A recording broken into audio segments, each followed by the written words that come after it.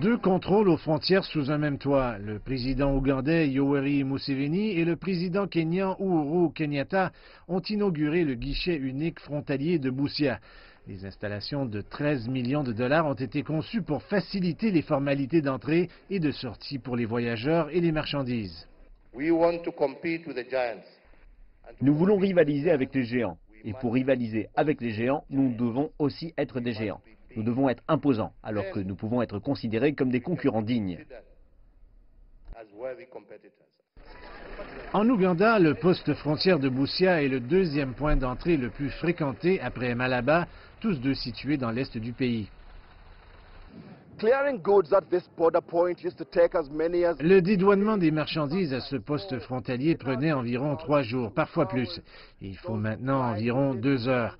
Les commerçants qui font la navette entre l'Ouganda et le Kenya disent maintenant que les nouvelles installations facilitent le commerce.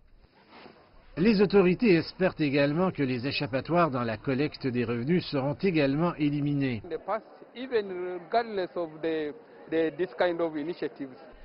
Dans le passé, même sans tenir compte de ce genre d'initiative, il y avait des pots de vin qui étaient offerts aux agences frontalières, même pour des marchandises non taxables.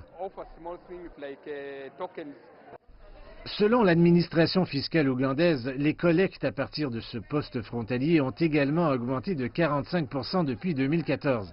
Maintenant, les revenus devraient encore être plus élevés.